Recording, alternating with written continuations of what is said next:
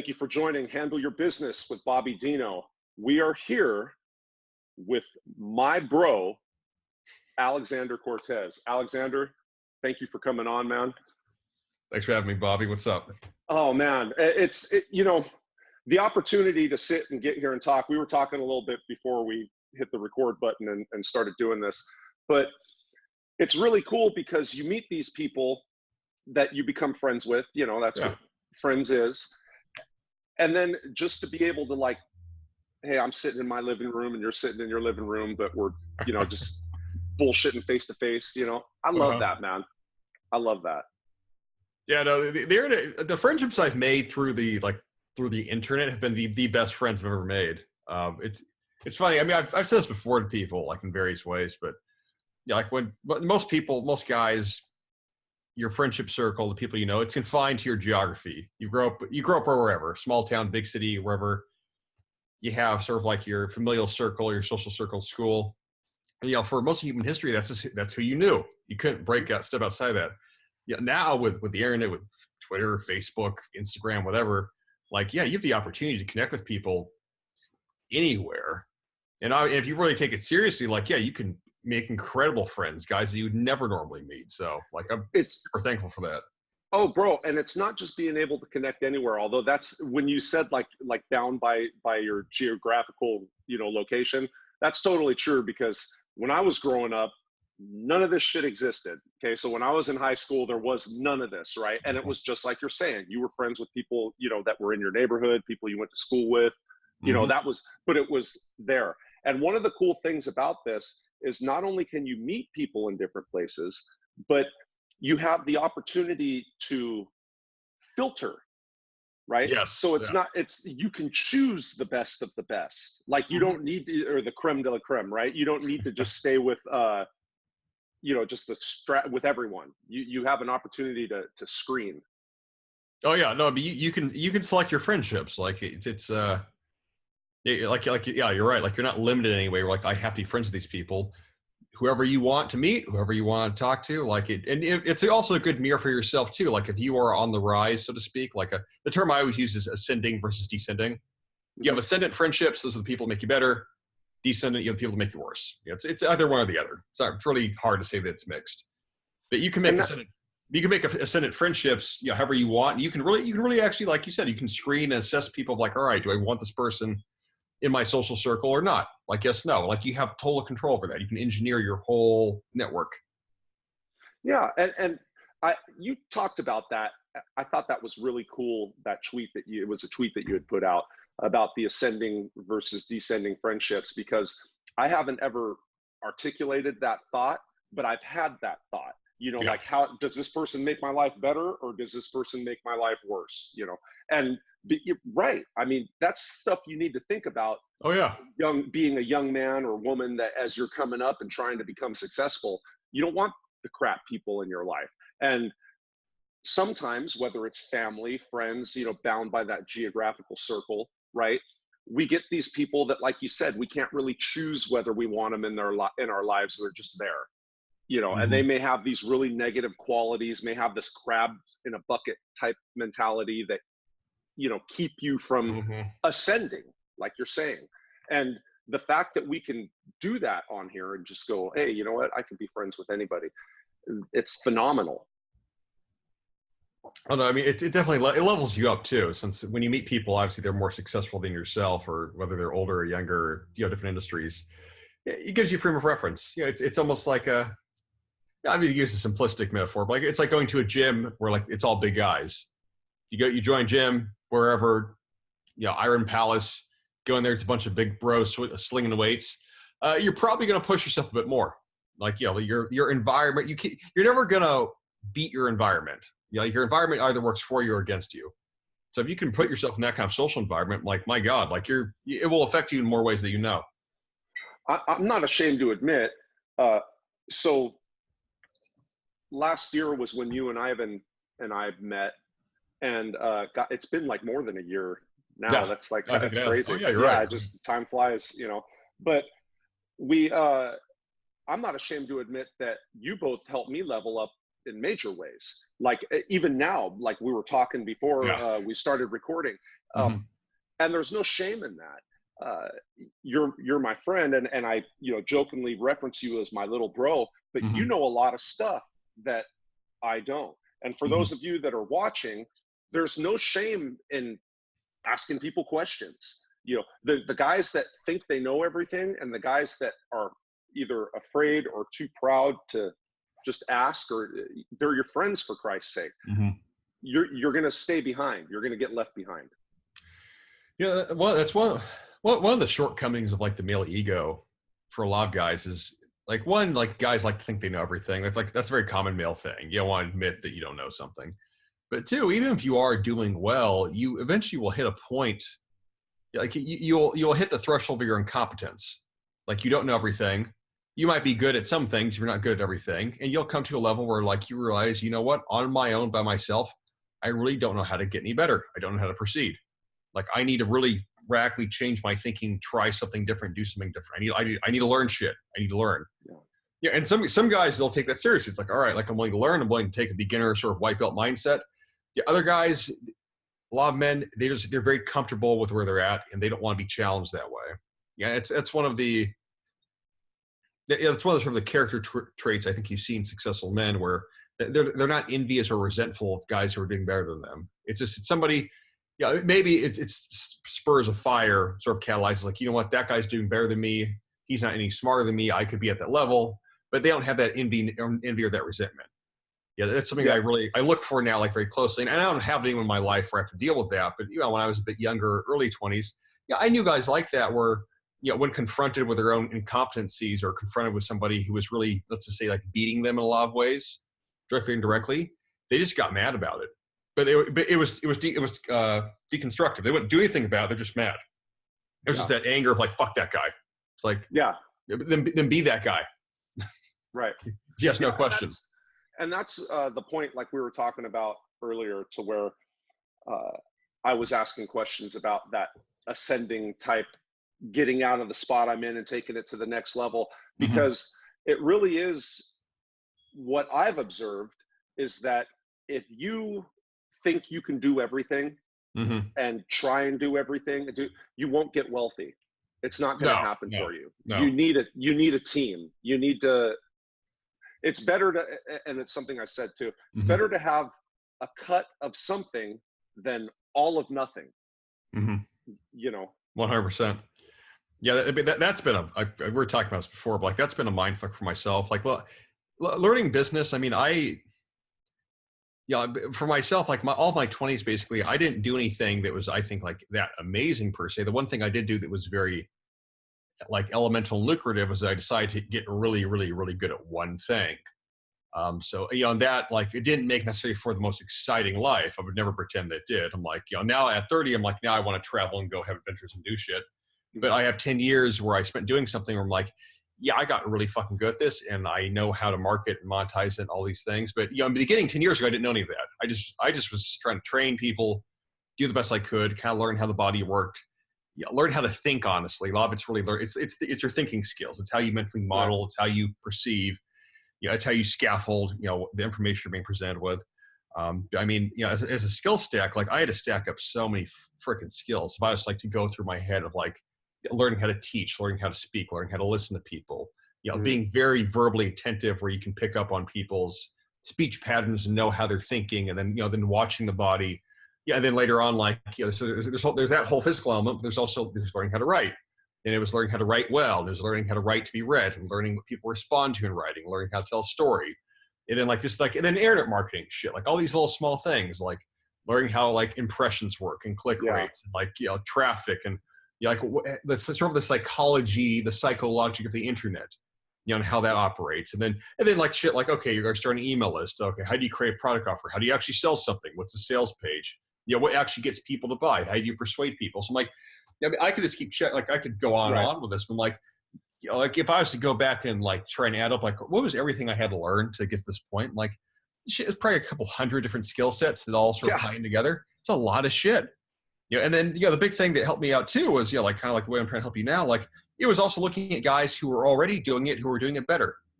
That was, it's like, Mike Cervich for myself. 7 years ago, I remember seeing Mike started writing on the internet, or Mike's been writing a long time, but I remember Mike's original blog, Guerrilla Mindset, like 2013, 2014, it was really blowing up. And then like it was like 1 year, 2 years, 2015, it kind of like came to the forefront. He had his book come out as a big deal. He was making money from it. This is when blogging was king. Okay. And then 2016, like that took off. And I've seen Mike go through like multiple incarnations of himself, but I mean, like, he even said that in podcasts 7 years ago, where he's like, man, this is like, it's a lot of stuff you got to learn. People that think business is simple, unless you come from a family background where, I don't know, maybe your parents are wealthy, your dad owned multiple businesses, real estate, properties, assets, all this shit. Like, I didn't come from that background. I didn't know what the word entrepreneur was till I was like fucking 25. I never heard that word growing up. I didn't know any entrepreneurs. I didn't know anyone that owned a business, at all. I idolized, like, what the fuck? Like, how do you spell that? That's always a big thing. Like, how the fuck you spell entrepreneur? I still don't know. I can do it when I'm writing it, but I know. If I was to try right now, ENTREP, whatever. Exactly. It's one of those words where you kind of have to like write it out, because if you try and spell it out in your head, you'll fuck it up. No, I get it. No, and you're right. It's a lot of stuff you do have to learn. I agree, because when I first started this, I had in my mind that I would just write. Yeah. And then I realized, like, no, you got to know like websites and SEO and marketing and then there's the whole social media aspect of it. There's a lot of different stuff to learn. You know what though? We've already gotten so deep into this conversation, and I should have asked this right off the bat, because there may be people watching that don't know. I doubt it. Yeah. But who is Alexander Cortez? Oh, that's a good. So I'm never very good at summarizing myself. I mean, for anyone who doesn't know who I am, that's so fucking presumptuous. What do you mean you don't know who I am? Like, let's just, what do you? There's gonna be some people. What is this nonsense you speak? So to give like we obviously have a very tight social circle where everybody kind of knows who everybody is, but so to give a rundown. So like my basic story. So I've been a personal trainer for 10 years. I have a dance background, and my main market, my big message is making men strong again. Mm-hmm.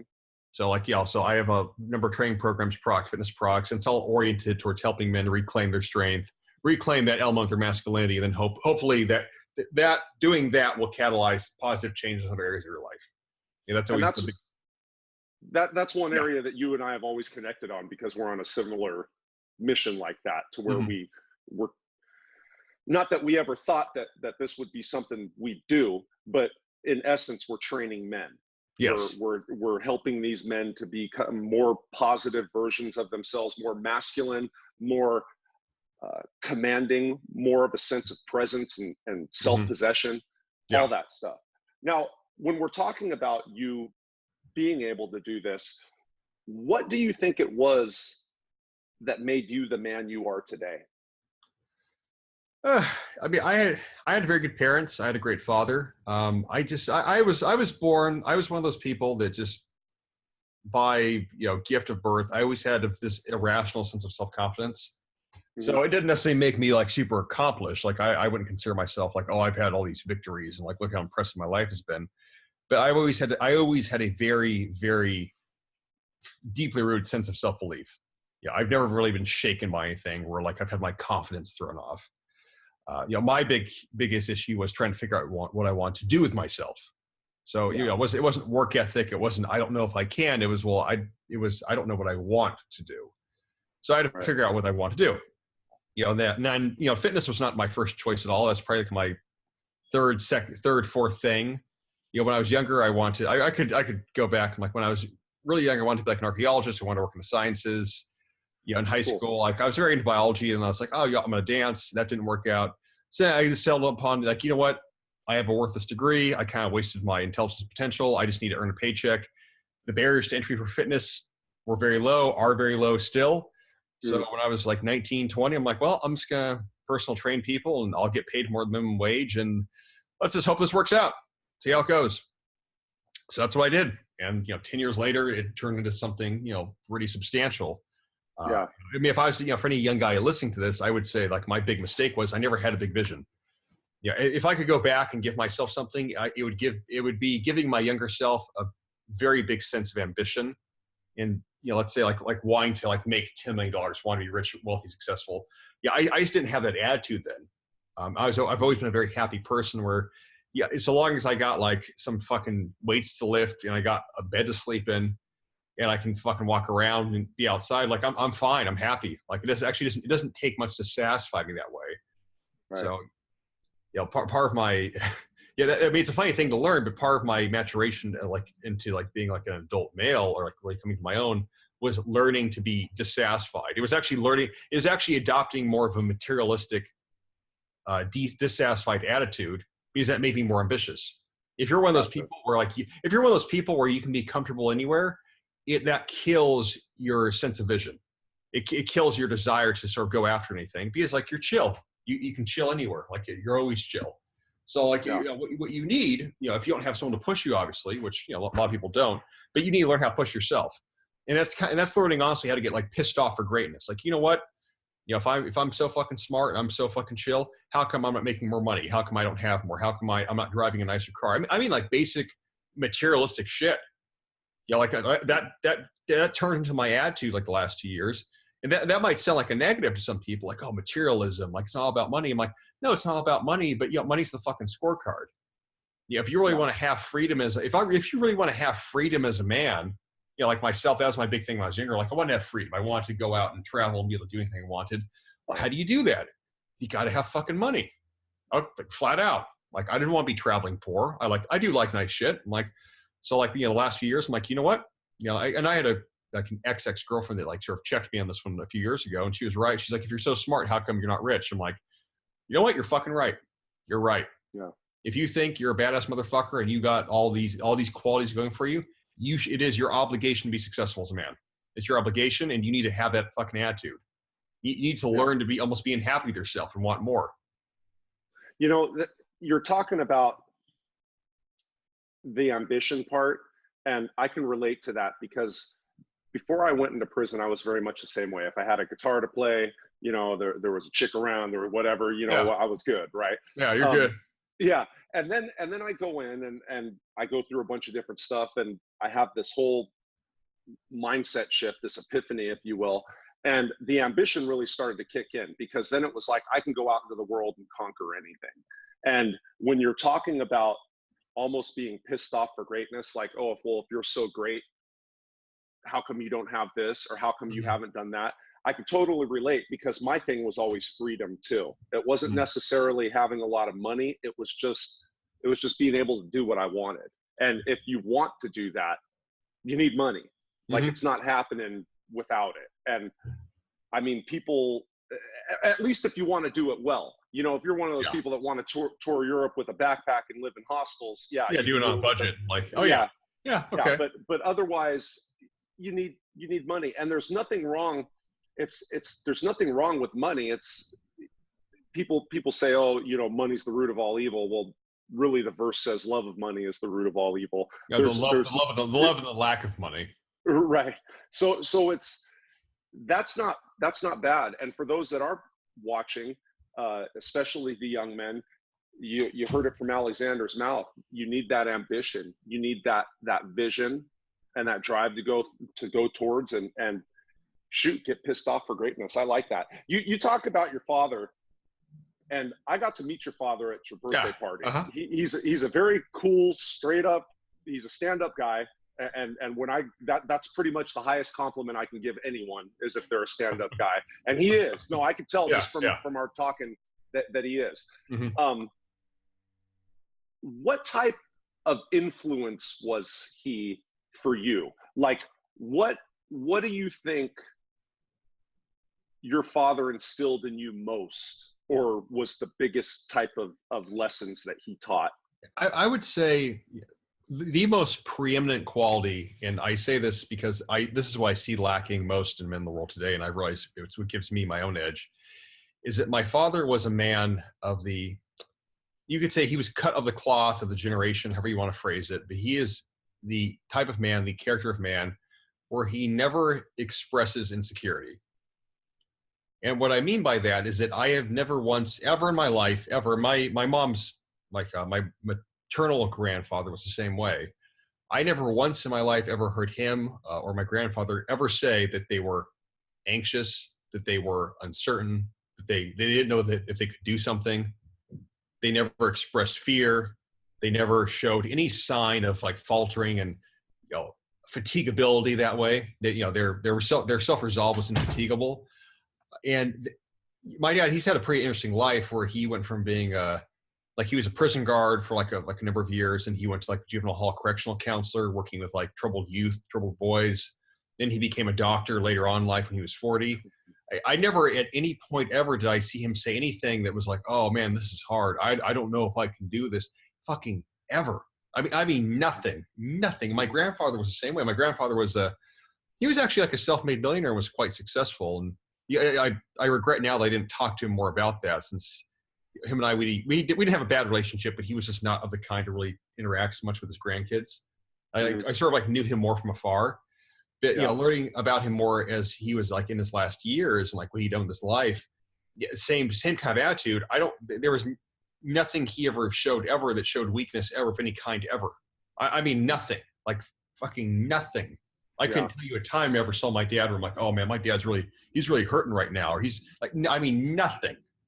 Yeah. So my grandpa Bob was very similar in that. I mean, this guy, he was so hardcore. I think the only reason why he even spent any time with me at all was because my dad, who died, was his son. So it was like, I was his only grandson. Like there were no other boys. I was it, you know? So, but I was very afraid of my grandfather because of how hardcore he was. Like, obviously you had a little bit more of a loving kind of relationship with your dad. Yeah, no, my dad was very affectionate. Like he the thing is, like, he was a very strong man. He is, but he's always been a very affectionate man too.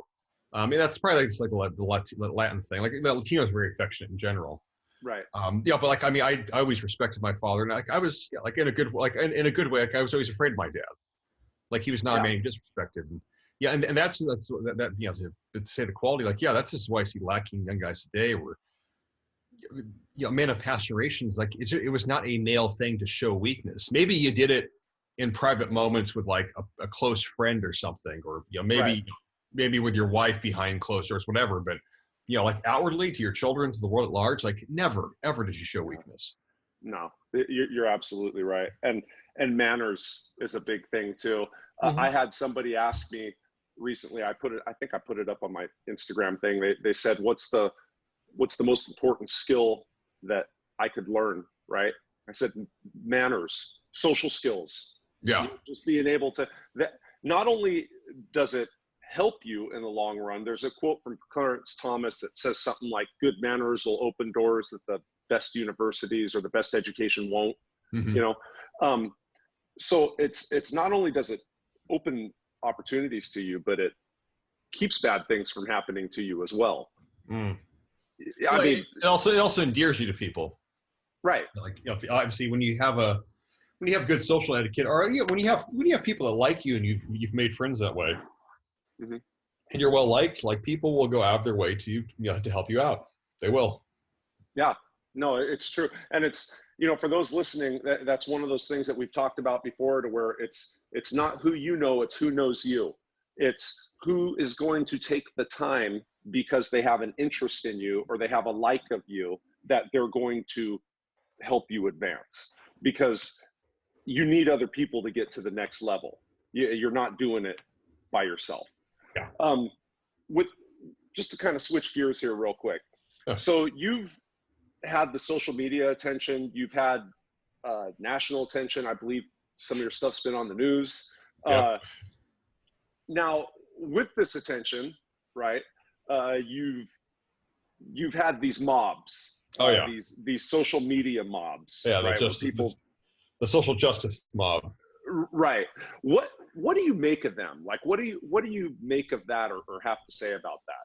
That's a good question. That's a long story to kind of to give you his perspective on. So, like I never, like I said before, like I never intended to be a political figure or polarizing figure, divisive figure. what I started noticing probably about, I'd say even like 6, 7 years ago, like right around 2010, 2011, I had gone to San Francisco for school. I was around a lot of sort of like leftist, like far left ideology people that way. And I found that they're very intolerant people. So it's sort of, they occupy a position of always presuming to have the moral high ground, where like we're all about progress, we're all about, we're progressive. Everything we think is right, basically. We can think no wrong. And they were extremely intolerant to any idea that, maybe what you think is not correct. And so there was that, and I noticed that when I was living there, I'm like, these people this is not enlightened at all. Like, honestly, this is very backwards, a lot of it, like even almost evil. And then I traveled around the United States a bit, kind of like went through the South, Texas, southern states, Florida. And everyone that I met there in those states that were, these were conservative states. I grew up in California. The Californians definitely have a very self-inflated perception of like the sort of like the quality of life and the quality of people in the state. California has amazing weather. Everything else in like amazing weather, landscape, everything else, city infrastructure kind of shitty. Taxes pretty high. The quality of people, not as great as you think. So I grew up in this like kind of like I came from like a sort of like, let's say like liberal-ish Democrat family household. And so I traveled to all these states, and all these states I went to that were supposedly backwards and the people were conservative and dumbass Republicans, they were all way nicer and way better and way kinder and just way cooler than the people I grew up in California. So I'm like, what? I realized over a period of years, I'm like, what? Californians and like, like sort of East West Coast, like elites, so to speak, these places, it's absolutely a bubble. It's a bubble of thinking. It's a bubble of ideology. The whole frame of how you view the world is very, very skewed. The idea that like you're the best state, like, no, you're not. The things you think are all right, no, they're not. So I saw this happening, like around like sort of like the mid-teens. This is like 2012, 13, 14, 15. I mean, obviously that was sort of like the Obama era, so to speak. And I didn't see the country progress forward so much. It seemed somewhat illusionary to me. It seemed to me like over the 4 years, especially of the second term, things got like weirdly divided. Like racial politics, political partisan politics, everything got heightened and heightened and heightened. In a way that like I thought was dramatically unhealthy. And I saw this sort of social justice sort of like forming, what I call like the lunatic left ideology, where it's completely removed and abstracted from actual rational thought, science, biology. It just doesn't make sense. It's all very much incoherent. And I had something of like, not philosophy background, but I was always kind of into philosophies in each subject. And I could see how like the Marxist ideology going back to even like early 1900s, how it had infected universities in the 1960s. It had grown, over the years, and like it was like literally like a mental virus. It was like a literal mental virus. And it takes over people's minds. It gives them this sort of inverted, it's like the slave morality view of the world. Strength is evil, weakness is good. Whoever is like, victim, like to be the victim is to be the person who has the moral power. So I saw the shit take over, and I saw it all kinds of ways. I saw it in LGBTQ, whatever the fuck, 89,000 gender culture. I saw it there with people that were just very mentally unhealthy, physically unhealthy, very like, sexually degenerate. I saw it with, parts of my family that were sort of like feminist, progressive, were just went lunatic over certain subjects where I'm like, you are removed from transcendent eternal reality. So I saw all these things happening. I saw all this shit happening. Okay. And then I get to 2015, 2016, the election's kicking off. I'm in the fitness industry. I get kicked out for being supporting Trump and making like a racist joke, which I mean, this is like 4 years ago. So like I got mobbed then. I got mobbed and doxxed twice even before 2017 from fitness people. And that was kind of and that was like an eye opener for me. I'm like, this social mob justice, this online mob justice, like this is like, wasn't scary so much since I didn't like lose my job. I lost some jobs. I definitely lost a lot of friends, but like what I lost, I regained sevenfold, I would say. But it gave me this perspective of like, there's these people, like their idea of like right and wrong in the world is literally like, it's literally this group think. It's seeing something and like wanting to call it out, cancel culture.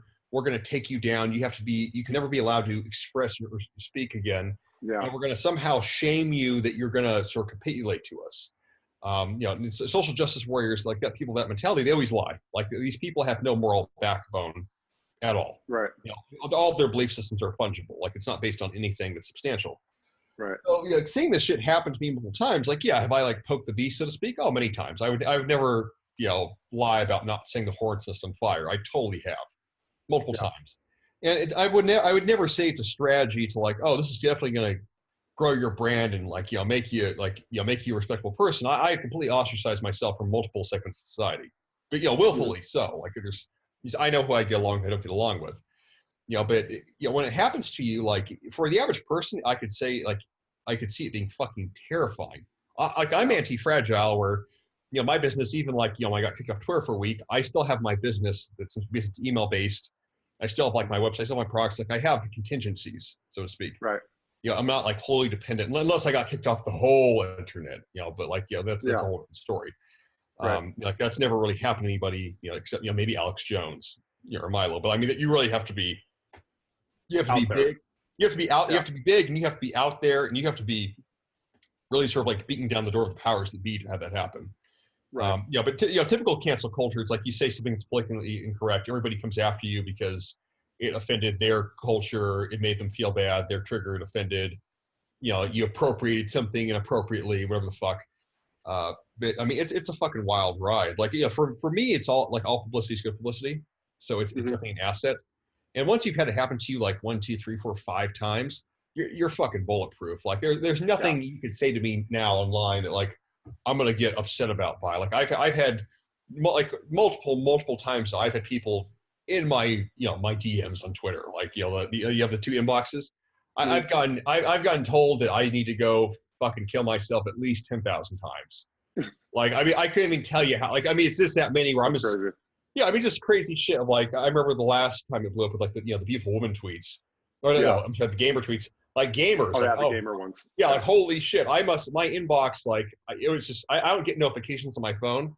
But I remember, that was like a week long of just like, go kill yourself. I hope you die. Fuck you, you stupid motherfucking faggot, motherfucker. Like, drink bleach. If I were going to kill you, like, it went on and on and on and on and on and on.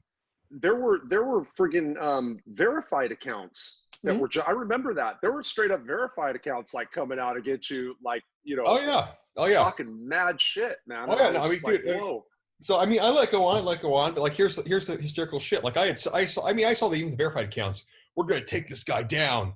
Yeah, like you're not gonna have a name when we're done. I'm like, fucking. Guess what happened? Fucking 2 months later, 10 more thousand followers, more fucking money made. Nothing happened. Nothing happened. Yeah, that's the biggest thing. My biggest takeaway from the internet. I not anything on the level of you, and I don't think twice. I think is when they really came for me off a couple things that I said, and it was like had something to do with pot and something to do with the way some chick was posing. Was like I called it out as being like nasty and that was bad. Yeah, exactly. But I had these like mobbed, right? And you're right. A, I gained more followers, and B, they're totally toothless. Like my thing is like this. It's like I did 10 years in the joint. There's nothing that you can say or do to me that I haven't seen or done myself. Yeah. Or you know what I mean? It's like so internet's like laughable to me. There's nothing you can say to me it's gonna hurt my fucking feelings. Like right. Like I'm notorious on Twitter too for like blocking people because like I just get annoyed easily. I refuse to have my time wasted by fucking anyone. My block list is like it's in the thousands and thousands of people. Yeah, but also because and the reason for that too, like at the same time, like if you're gonna have like a personal brand like we do, which is a very unique position to be in. I don't want to sound like I'm talking myself up. Like again, I never played having this kind of brand. It's a very unique, weird position to be in, having internet fame. You have to fucking manage that shit. I've seen so many people, even going back to when I was in the fitness industry, where they get followers, they get acclaim, they get maybe they get 10,000 people, 20,000, maybe their YouTube channel blows up, whatever the fuck, and it goes to their fucking head. Now I mean it goes to their head where they get arrogant and they think they're important. That can happen, obviously. I mean it goes to their head where they don't have a sense of personal identity. They don't have a sense of personal mission. So when they start getting fed all this attention, they internalize and personalize all of it. And I mean, I've seen this even on small scale with like a council hit me up where they said one thing, maybe they got some retweets and it's like, oh man, these people they're all mad at me right now. What do I do? Like, this is really upsetting me. And I go look at it and like, and maybe they got like a couple hundred people ganging up on them, something like that, you Mhm. know. And I've seen too in the fitness industry, they'll say one wrong thing in a video, or you know, or they'll get very misguided by the following. Well, what do you guys want? And they're trying to make some people happy, and some people are unhappy, and it makes them crazy. I'm like, you have to both. How should I say this? You have to love people and appreciate the people look up to you, but you also at the same time almost have to fucking hate people and not give a fuck about any of them. Like, I mean, it's very paradoxical, but it's true. You can't let this actually affect your mental state to the level where you start internalizing other people's opinions, perspectives, you know, feelings towards you. Because otherwise, Yeah. I mean, like, I could get all upset. I'm like, all these people are telling me that I should kill myself. I'm like, I don't give a fuck about any of you. Say more to me. Every breath Yeah. I take without your permission increases my self-esteem. Like, it sounds Yeah. fucking ridiculous, but otherwise, if you No. want to grow, if you want to grow and do this successfully and manage this and actually have a mission to get people stronger, you can't fucking crack. And you have to have that firm of like your mental firmware, your sense of self. It has to be that powerful where you can put yourself Yeah. into the arena and not be affected by it. And I see that too, having lived in Hollywood, trained Yeah. actors. You know, I lived in LA for, you know, basically almost a decade. I've seen so many people go fucking insane because of fame and attention. Mhm. Because they start taking Absolutely. it personally. A bad movie review, a bad film review, they got Mhm. bad criticism, and in addition, it fucking wrecked their self-esteem. You know, imagine you audition for something, they tell you, you know what, you need to lose weight. You know, Bobby, like this beard, like this gray look, like you can't play this role, man. You look too old. You come out of it, oh my god, man, Yeah. I'm older. They're just, I've seen men and women just get fucking ruined by criticism. Yeah, imagine you get online and that's like dialed up to level 100,000, and people Right. are telling you you're like a stupid, ugly, shut the fuck up, piece of shit. You Go should jump know off how a to talk. bridge. Go jump off a Yeah. bridge. I'm like, you know, and like, so, you know, imagine you get to that level. I'm like, you better fucking have some pretty solid self-confidence, you know, to like Yeah. be really You need basic. it. You need it, because otherwise Right. this shit's gonna fucking eat you alive. And that was when I started this. You know, I have family in the industry too. And when I was younger, I don't know if a lot of people know this, but I was in theater. Mhm. My high school was a performing arts based high school, so I did a lot of different theater and was into acting. I've always written, you know, and so from that perspective, you kind of understand when you see it happen in other people exactly what you're talking about with the fame. Um, now, I'm not saying like trying to be presumptuous and talking about how, Yeah. you know, oh, we're famous, but you get recognized. I've been recognized. You know, when we go places, people want to talk to us. You know, Yeah. people know us. You know, there's a following there, Yeah, right? yeah, it's And very trippy to me still. I get recognized at least once a week now in Los Angeles, which is that's crazy. just weird, man. Yeah. Like, I mean, I'm sure maybe at some point you get used to it. I don't know, Mm. but it's a very odd thing when you're out in public, just getting coffee at the gym, whatever, and like, you know, some guy like comes up to you. Like, you know, I'm also very on guard too. I'm like, someone Right. comes up like, hey, like, okay, like, what the fuck do you want? You know, Yeah. Right. like, oh, I follow you on Twitter. Oh, no shit, really? Yeah, I know you. Like, and then I'll have a conversation. Like, that happens every Right. week. It happened Yeah. when I was in DC. I had people recognize me in DC. If I go to New York, if I get like, there's a lot of places now. It's strange. You know, it makes you realize that like the internet, like we can say like, oh, it's not real. It's definitely real to the level that. No, actually, let me backtrack that. Like, we say it's not real. The internet's entirely real. It might not be Right. physical reality, but it's still a digital world, and people still take shit seriously. And Right. you know, if you want to be any kind of public figure at all, or just, you know, be someone where you're trying to present yourself online, like, you have to think about your digital footprint. You have to think about that. You have to Right. think about how you're showing up to people. You know, for those of you that are watching, and again, I'm not ashamed to say it. Alexander and I, we've spent a bunch of time together, and I have pretty much all my information, like everything that I've internalized to use. This guy's given me such good info that I've taken to heart and used because of that. As far as, you know, business growing, I remember you were the one that was telling me, you know, this is months ago now, Yeah. but like about the branding, you know, and Yeah. like thinking of yourself as a business instead of Yeah. I mean, just all the different types of conversations we've had. And for those of you that are watching, it's, yeah, we may be talking about getting recognized or getting this or that, but it also goes down to just like how you are as a person, right? How you are in your everyday life. So let's say you don't have the internet fame, right? You still have to have some social skills. You still can't take everything that everybody's saying to heart, you know, and become some kind of essentially suicide case, because you're internalizing every bad thing that people are throwing at you. So just for those that are watching, yeah, we may be talking about this, but it's on every level. You have to have that strength.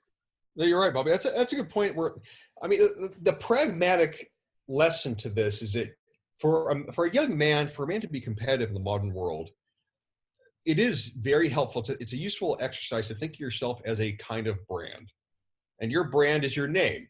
It's Bobby Dino, it's Alexander Cortez, it's John James, it's James John, whatever a guy's name is. Your brand is your name, and everyone you meet, they're going to identify with you or not identify with you. They're going to judge you. They're going to have a perception of you. They're going to make assessments. If you want to get ahead and you want to be a man that is in demand, you want to be the man of gravity, as I call it. You want to be a guy that people like you. People want to do business with you. Women want to be around you. They want your attention. You get promoted, or you're someone where you can go in and have opportunities laid out for you, or you attract opportunity. You have to be congruent across all those different aspects. You have to have the social skills. You have to have the emotional intelligence. You have to have the presentation. You have to be healthy looking. You have to be somewhere like you kind of shine a light wherever you go.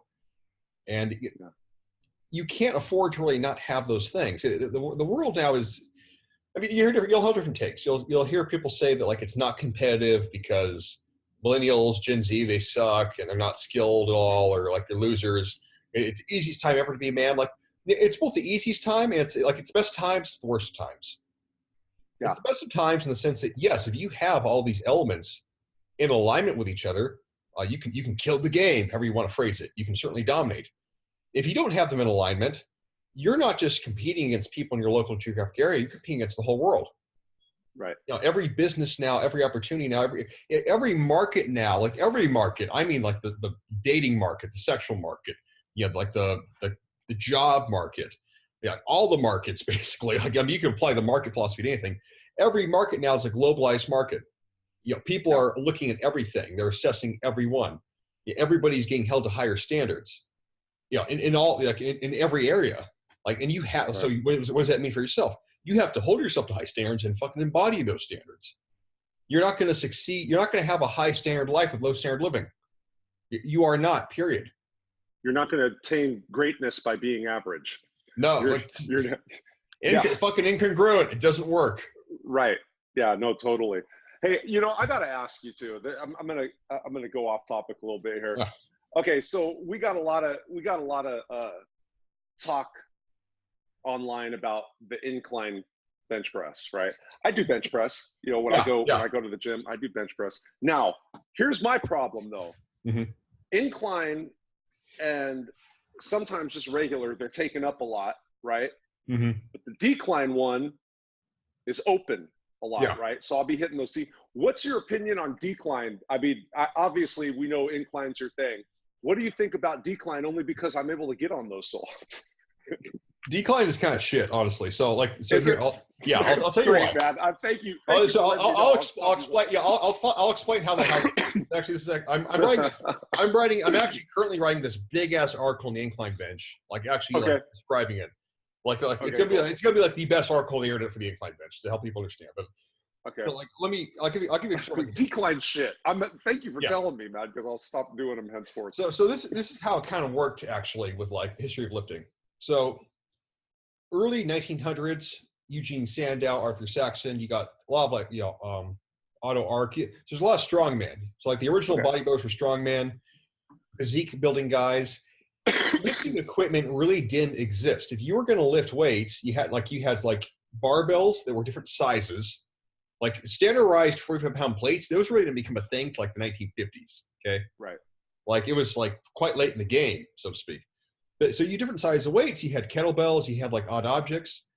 There was no way to do chest press work unless you literally got on the floor and someone gave it to you, so you could do what's called a floor press. But the floor press, it was considered kind of like a trick lift. They do a hip lift, they hip thrust the bar and kind of press at the same time. Okay. It was considered a funny thing to do because you just don't do anything on the floor. So it was not a main movement. The big standard of lifting, the big standard for physique was what do your shoulders look like? So if you were a strong guy, you had you could overhead press, right? You could move some weight on that, since that was very functional, right? pick a weight up. And if you look at those older pictures, a lot of those dudes have those really wide shoulders. Yeah, they're broad as shit. So, so that was the thing. And then, like, right around the 1940s, 1950s, guys, they started, like, flat benching. But they'd literally have a guy, they'd get on a bench. They didn't have bench press racks. They'd get handed a weight, and they could flat bench. And then as dumbbells became more popular, it's like, oh, you can actually press with dumbbells. Okay, cool. You can actually work your chest. So flat benching was not really a thing until, like, the 1960s. Like, the idea of, like, an actual bench press. Right. And it wasn't considered originally like a functional lift. It was considered like just kind of like a funny thing to do. And there were some guys who were very strong at. Like I remember like Reg Park, 1950s, first guy to bench press 500 pounds, huge fucking chest, obviously, huge shoulders. Like he was like, oh wow, okay, like so the bench press for bodybuilders might be a useful thing. So, but again, though, like the bench press, like it was. I mean, there were guys that would do it a lot. Obviously, Arnold really popularized it too, but. Yeah. The book that made it like the thing to do in gyms, like there was a book. It was called The Strongest Shall Survive. It was published by this guy named Bill Starr. He was a former Olympic weightlifter, kind of like a powerlifter bodybuilder. He published this book in like 1976. And the book, it had a routine in it. It was the Bill Starr like beginner routine. And it was squatting, bench pressing, and power cleans. And that book was used by football coaches in high schools. Like he spent like 10 years marketing these like very simple 5x5 programs to high school football coaches. And from the like late 1970s through 80s through 90s on, that's what transformed the bench press into like the thing to do was like, oh, bench press. Because every football coach was like, if you played football in high school, every guy will say the same shit. No, you're right. Power cleans. Yeah. Power cleans, bench press, and like fucking squats. Like that was that's what you did. Everybody bench press. When I played ball, they had it painted on the wall. Yeah, like that was like those three things, and that was you do 5 sets of 5 or 3 sets of 5, whatever the fuck. Maybe did some champs, but like everybody fucking bench press. So from like the 1970s, like let's say like late 1970s, 80s, 90s. By the time 1990s came through, bench press was very popular. You had a whole generation of guys who were like they grew up fucking bench pressing. They saw Arnold bench press. They played football and they bench press. Everybody bench press. NFL Combine bench press. Now here's the fucking funny thing. Bill Starr, when he was interviewed and he wrote articles for years, people ask him like, Bill, what's the best lift for like athletes to do? He never said flat bench. He said incline. Because his argument was, his rationale was that when you press on incline bench, it's a pure pressing pattern. So you can't arch a whole bunch on the incline bench. You can't drop the bar in your chest and fucking bounce it off. Like it's actually like, it's pretty strict. It comes down and it goes back up. You can't cheat that lift. If you try and cheat that lift, you're going to fucking crack yourself in the sternum or you're going to drop it on your lap. You're going to fuck yourself. Okay. So the incline bench press, one, it required more pure muscle power. Two, when you go to tackle or you go to strike somebody or you go to take somebody down, you're pressing on an incline. You don't arch your back and stick your arm straight out. You lean forward into the movement, get your hips kind of low, about, let's say, 45-ish, let's say whatever, 30-ish degrees. And that's where you press. And you actually press kind of close. You press with your hands together. You don't tackle like this with your arms way out. Like nobody fucking does that. So, his rationale for the incline bench was, if you're trying to get athletes to increase their upper body power, have them press in the pattern that mimics like, the actual like tackling, striking, like ground game motion. The flat bench, like, how come you didn't write incline bench in the program? He's like, well, I wrote incline bench in a few programs, but the reality was that most gyms in the 60s, they just didn't have inclines. Yeah. And high school I went to for 10 years, like I'd go to the weight room, I'd go do these clinics, these seminars. Maybe like 1 in 10 would have an incline. Like he said flat out, he's like, the incline is a better movement, but I had to make a compromise because nobody had incline benches. So I just said, fuck it. Flat bench basically, like because every gym has flat benches. It's the easiest thing to set up. So the flat bench became a thing. Now, all that said, like why did I make incline bench like a meme? One, because it was funny. Two, because I can't actually flat bench press. My arms are too long. Where if I try to flat bench and go down the way, I tried for years. I had 2 AC separations per rotator cuff. My arms are too long. My torso is too shallow. So me trying to bench press, I had to grip the bar really wide. I come down and it would cause my shoulder to hyperextend, like basically pop out. So I was like, I realized I was one of those guys, like I mean, for a lot of guys, actually, like the flat bench doesn't always work that well. Some guys it does, sometimes it doesn't. But I was one of those guys. I'm like, this lift just does not fucking work for me. Like my pecs are not growing. My shoulders are fucked up from it. Like I can't even touch the bar of my chest without fucking getting my shoulders separated. Like what the fuck? So it was about like 3 years ago where I discovered the incline bench. I was reading about a guy. I want to say his name was, I might fuck this up. I think he played for the Steelers. I want to say, I think his name was like Mike Smith. Okay, I don't know. Anyway, so it was a famous like offensive lineman for like the Steelers, Pittsburgh Steelers, 1980s. Okay. And he wrote a whole article about like his training. He was like super fucking fit guy. But he wrote a whole article about how he used the incline bench to get his pressing power, get his shoulders bigger. Like he's really big on incline benching. And I started doing the research on incline bench, and I was like, oh, fuck, like this actually was considered the superior lift. So I started incline benching. And incline bench works fucking great. I was like, oh, holy shit. Like this, I should have been doing this exercise back when I was 15. Like, goddamn, I'm sorry it took this long to discover this and realize how well this worked. He's like, for most guys, incline bench is like the second, it's like the second thing maybe. Like you got to bench press, and like maybe you do like some incline dumbbell presses. Like nobody takes it seriously. So I started incline benching, and then I just decided to like meme it because it was funny. So, and then it kind of took off. But so all that said, though, what about decline bench? Decline bench, I never recommend. The reason being, when you press on a decline, because you're basically on like a sloped angle, so the bar is always going to push straight down. Your shoulders, they're not fully stabilized. They're actually being pushed backwards in the socket, so you actually are going to like shoulder elevation. So that decline will fuck your shoulders up if you do it long enough. It'll cause basically what's called like a Pick minor syndrome. You'll get really tight in the chest, like basically like through like the small chest muscles, and it'll cause the shoulders to really rotate. So like if you want to like train lower chest, just do dips and like push-ups. Yeah, dips is a big thing in the joint. Like we did dips all the time. I still do dips. As a matter of fact, I usually warm up or close out with dips when I'm doing the push days, because it's one of the, I believe you should be able to move your own body weight. Oh, like, yeah. 100, like the, 100. You should be able to do a pull up, a dip, a push up, whatever the hell it is. Like you should be able to have control of your body and be able to put your body to a point that's, I don't want to say you want to fatigue it. I'm not talking about working out necessarily now, but I just mean that you should be able to go above and beyond with your body and not just want to like fatigue out or be the guy that's left behind. I know we all live comfortably now in the 21st century, but I mean, in 150 years ago, if you weren't able to handle your business, you just died, you starved, whichever, I mean, natural selection was actually still kind of a thing, even though we were coming up in our technology and whatnot. If you didn't do what you needed to do, when there was no grocery store to go and buy your meat that was already cut up and cooked and all that shit, for you, you just die or starve, something. So moving your own body weight and being in command of your own. Oh yeah, man. Yeah, I mean, like the way I always deem it to guys, I tell them like body weight. Like, what do you think of body weight training? I'm like, bro, it's not even body weight training. It's being able to move your own skeleton.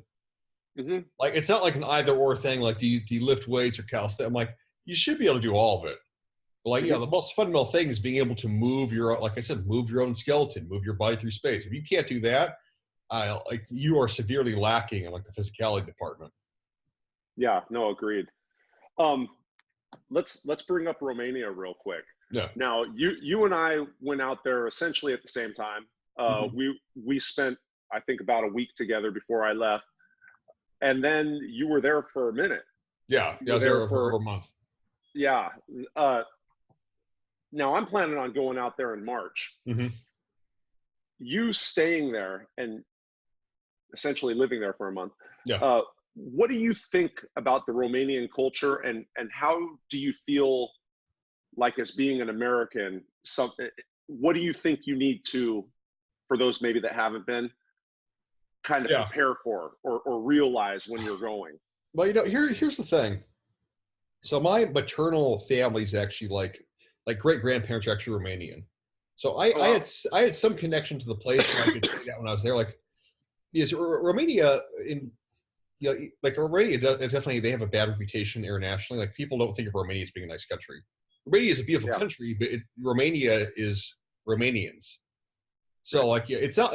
It was not culture shock being there. Like, oh man, I've never been in a place like this. But yeah, if you're American and you're traveling to like a lot of Eastern European countries, they're not diverse countries. They don't give a fuck about that.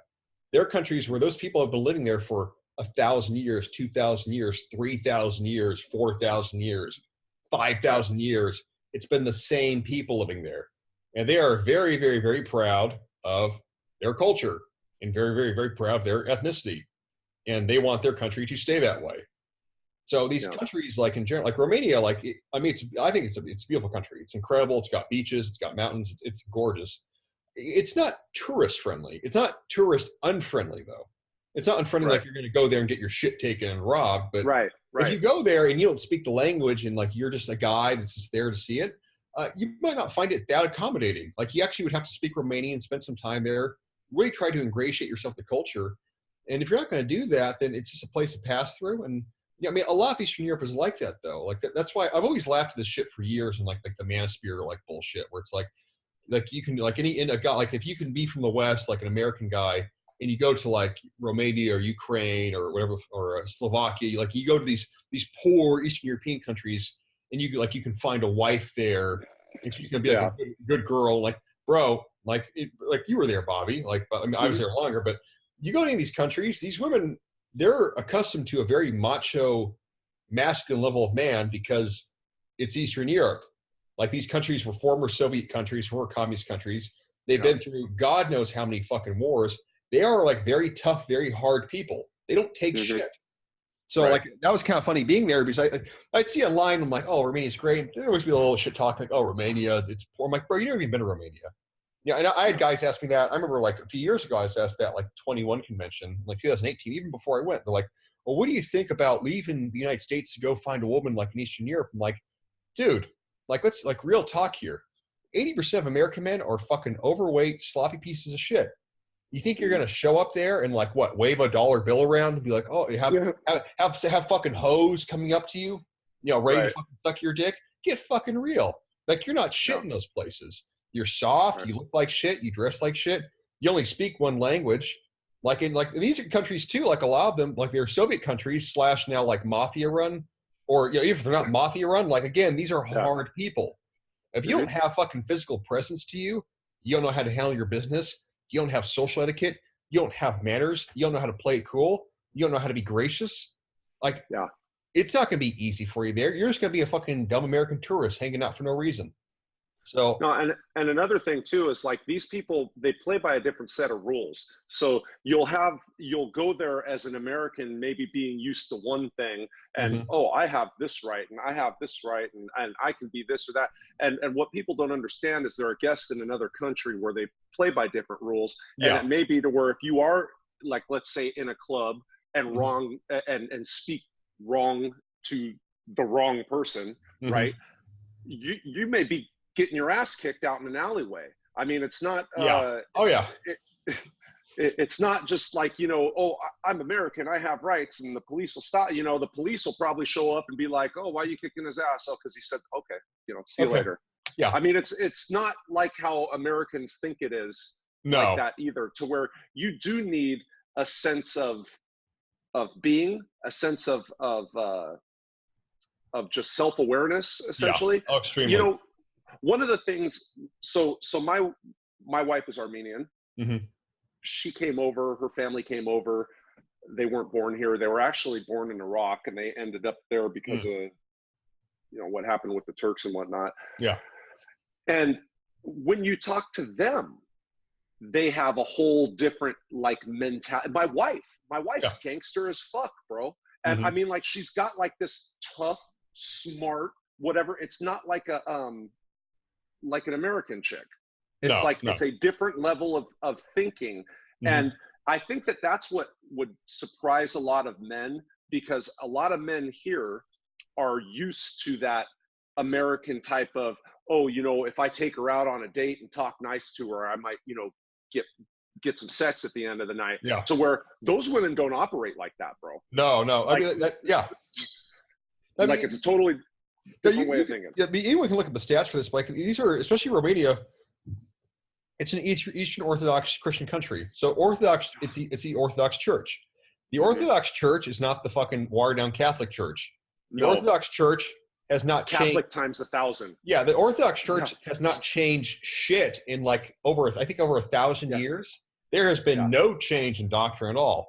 So you go to these places these are Christian people, like these are Christian girls, and I don't mean like, oh, they're good Christian girls. I'm like, no, like they're Christian girls like trying to bullshit there, like with like some stupid fucking game or thinking like, again, like this American thing, like I'm gonna go to this other country and I'll go get pussy there. No, you're fucking not. No, you're not. This is the United States. This isn't fucking hoe culture and hookup culture. Like you're not in these places too. Like in these countries, and it's kind of the whole Eastern Europe. You have Russia, Ukraine, you have places like Georgia, Uzbekistan, like the whole Soviet bloc countries. Yeah. They respect money and power. So like, yes, if you go there as a successful man, maybe you could start a new life there and you could do well for yourself. But going there is just like a nobody American tourist with like no money in your pocket. It's cheap to live, but like you're not going to get ahead at anything. Yeah, like you're not. Like flat out, you're not. Like these are not friendly places that way. You know, and they enjoy tourists. Like, yeah, sure, if you want to come and visit, like I said, sure, cool. But like, moving there, migrating there, like, no, not really. Like, not really. Yeah. People take it for granted, especially Americans, how comfortable Western countries are. We're like, yeah, we do have open borders in the sense where you could go to Canada right now as an American. Oh, Canada's great. You could go to Canada. You could go to the United Kingdom, Western European countries. They actually are pretty open to people just moving there and just fucking learn the language. And sure, yeah, you're cool. Everyone's here. It is a mixing pot that way. Countries that are ethnically not monogamous. Countries that are ethnically homogenous, where you go to a country and it's literally just that people that live there in that culture. It's that race. No, you're going to be an outsider the whole fucking time, and you're always going to be an outsider, and that's not change. That's one of the things my wife is excited about is being an Armenian. She looks like a Romanian, right? I mean, she's had a very similar look, and then plus the Armenians are Orthodox. They were actually the first Christian state Orthodox, that ever. Yeah, right. So that's something that she appreciates about that place as well. Is the fact that it is, because you get tired of a melting pot. Oh yeah, you get tired of too much stuff going on, bro. Like it can wear you out. I make no illusions anymore about that anymore. I'm like, I was at dinner with some friends, and I was busting them up. I had a few glasses of wine, but I'm like, I make no apologies anymore about being fucking misogynistic, racist, supremacist, whatever the fuck labels you want to use. I'm like, I've grown up in California, and I've seen that, like, yes, you can have economies and countries that operate on capitalistic principles like the United States, where like the culture of the United States is money. It's making money. Yeah. But like you can have that. Like Canada, I saw when I went to Canada, is very similar. Like Canadians have no actual identity that way. Where like Canadian, and anyone can be Canadian, anyone can be American. Oh, that's great. But what do you lose? You actually lose the sense of ethnic culture. And this is always the dichotomy of like sort of like modern politics. Like we're all the same, but we also all want to be different at the same time. Like, we want to acknowledge race, but then we don't want to acknowledge ethnicity. We want to be proud of our background, but not you if you're Caucasian. Like, this is all bullshit. The reality is that human beings are tribal. Tribes are ethnic. You go to Japan. I don't go to Japan and go to complain there's no white people in Japan. What's wrong with this country? Why don't you have any blacks here? What's wrong with you? How come there's no people of color in Japan? Because Japanese keep Japan Japanese, and it's always going to be fucking Japanese because it's been Japanese since the dawn of fucking time. Same thing with China. Same thing with India. I'm not going to India and complaining that there's not enough whites there. Okay, Indians are very happy that they got rid of the whites, and now it's just fucking Indians. You know what? Here's the funny thing: you go to the countries where they have like tribes and shit like that, and they don't get along with each other. They have a national identity, but then they got intercultural conflict anyway. So I mean, my point. Funny? Yeah, go ahead. Oh, go ahead. Go. No. Finish your point. Yeah, but like my point being one, yes, definitely have ethnic pride. That's totally natural. Two, if you have ethnic countries, actually on a small scale, they function quite well. That said, if you want to make a bunch of fucking money, go live in the United States. Like I said, the culture of the United States is capitalism.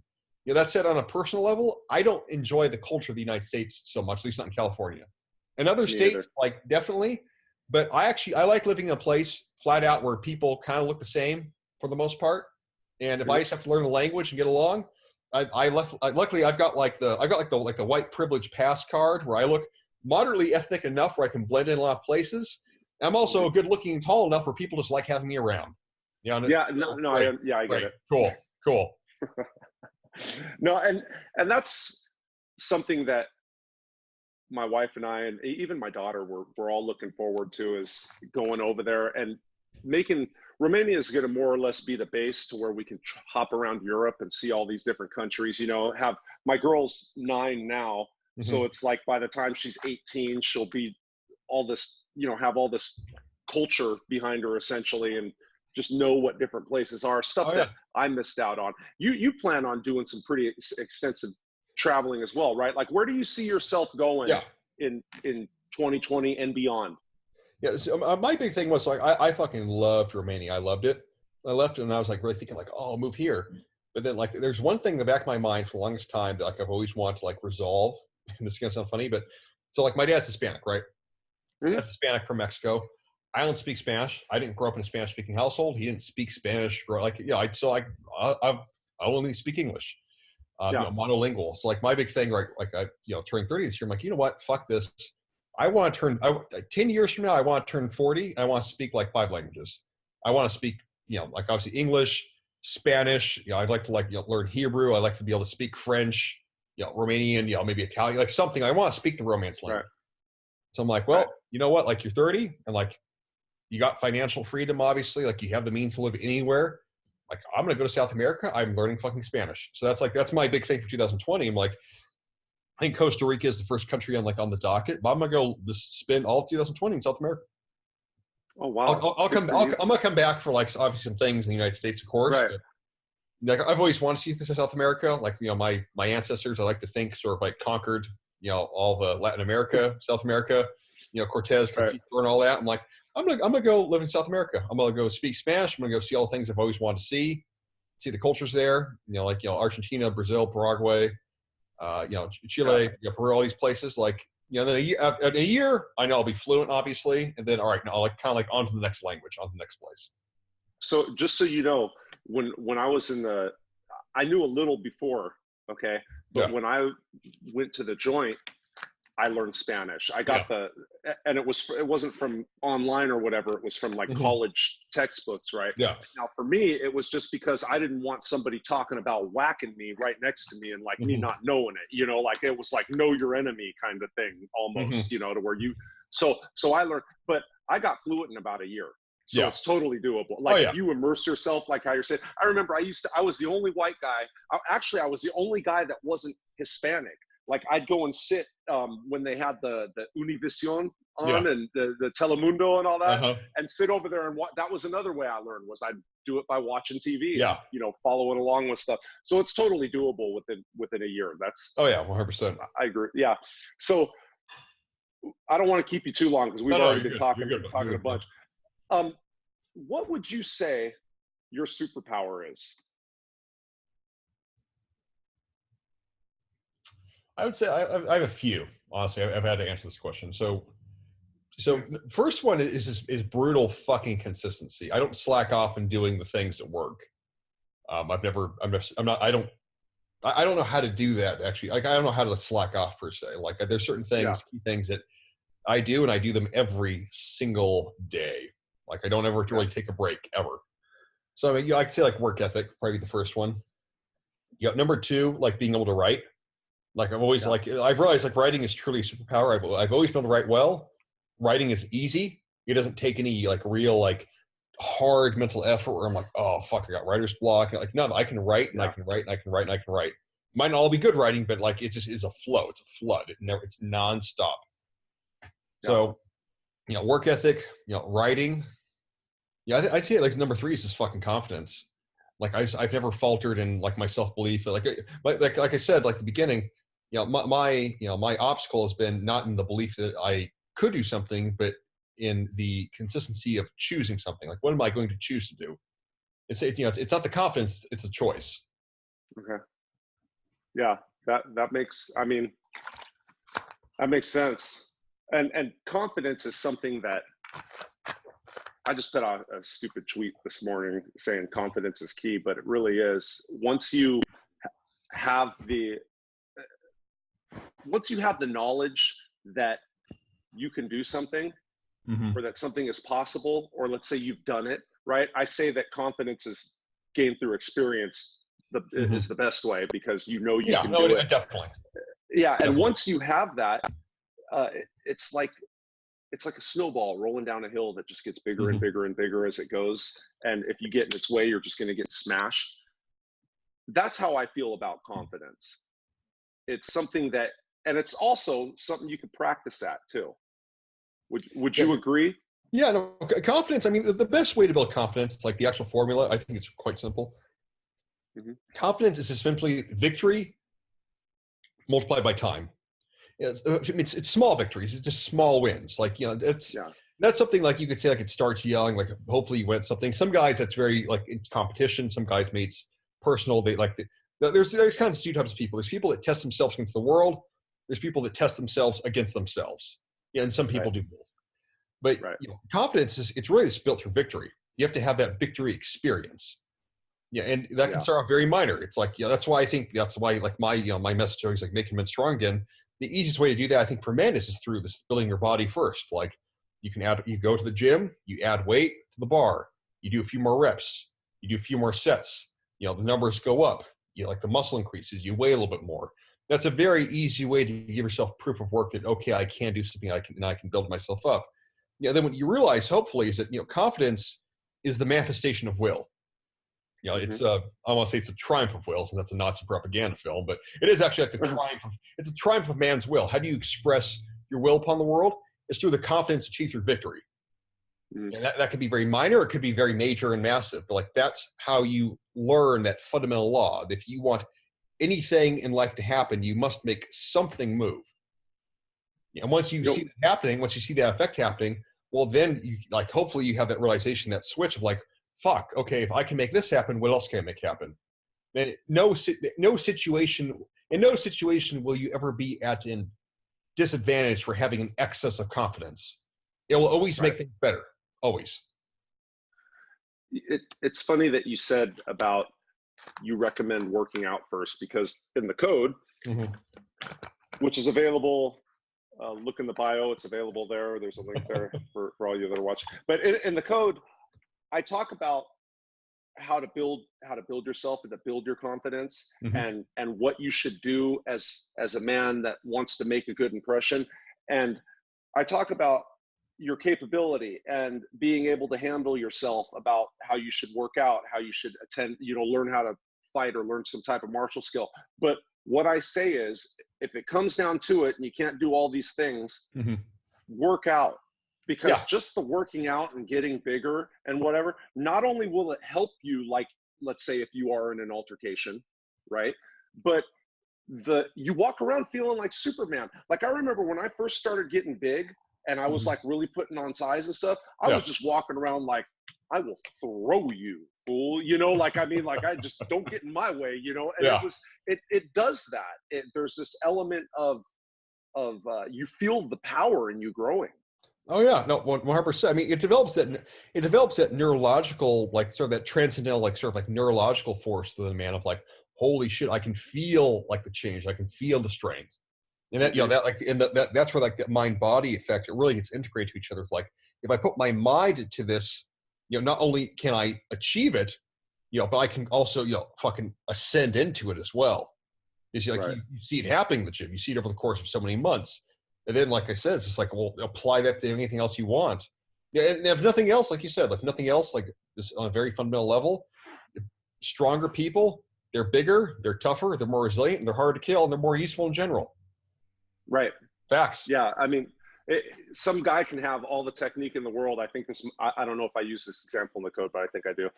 I say some guy can have all the technique, fighting technique in the world or whatever, but if I can pick him up and throw him, I win. If I've got the strength to just go through him, he's done. Okay.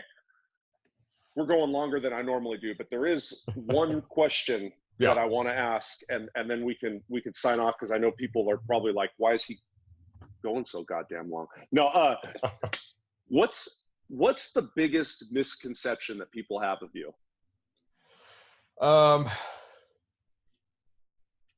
Probably the biggest one, since I've encountered this in meeting people. People assume that I must be and I know this from Twitter. People assume I must be this really edgy, angry asshole all the time. And then they meet me in person and they're like, wow, you're like really chill and really like a pretty kind actually to people. I'm like, yeah. So I mean, it'd probably be that. Yeah. Yeah, but I mean, that's the, one of the paradoxes of having a social following. Like you'd like to think that my personality obviously gets like you're narcissistic and egotistical and all these things. I'm like, no doubt, I would never pretend not to be an asshole, but overall, I'm actually quite a nice guy. I just don't tolerate bullshit on any level. Yeah, I feel the same way, and I can attest to that. For those of you that are watching, I've already made it clear we've hung out a bunch of times, and this dude is nothing but genuine and smart and really has people's good intentions at heart. We've talked about the men that we try and help and the community that we help those men try and join and build. And he does have people's best intentions at heart. And that's me saying it because I can see it in him with the time that we've spent together. Alexander, no. I appreciate you coming on, man. And is Thanks there anything that, no, for real. And before we go, is there anything that you want to plug or anything that anybody needs to know? Yeah. The only thing, so when is this actually being released, or when are you uploading this? Probably in about within a week. Probably be about a week behind. I mean, so for everybody watching, listening, obviously you can find me on Twitter, AJAC Cortez, Instagram, same name. All your info will be in the bio. Yeah. I'll have it all in there. Yeah, the one big thing that's coming out in this month, actually in December, I have a course coming out with Ed Lattimore and Tanner Guzzi. And that's going to be a mind-body presentation course. So the three of us teamed up for that. So that'll be the big thing for a lot of you guys, where if you really want to upgrade sort of your mindset, you want to upgrade your body, and you want to upgrade your physical presentation, your style, it's a 3-in-1 course. It's a video. It's over 12 weeks long. But we came up with the idea a number of months ago, and we put that together for you guys. It's called the Optimized Man, but that's going to be our big thing. We're going to be pushing hard. It's kind of like when we were talking, at the beginning or even before we started talking, the three big areas for a lot of men, they're just lacking today. It's a physical confidence, it's a mental confidence, and it's just knowing how to dress well, social etiquette, and show up and look good. If you have those three things, life, I don't want to say gets easier, but life gets easier in the sense you're putting yourself at a natural advantage. Yeah, you're putting yourself at the top of the game. Yeah, with what you're doing. That sounds out this month. That sounds really good, and it's from three people who have the credibility in the areas that they're talking. So that's great. Yeah. And all you watching, that's going to be available. Alexander's info is in the bio, so you can look down there. But Alexander, thank you for joining us, and thank you for joining us at Handle Your Business at Bobby Dino. Until next time, stay safe out there.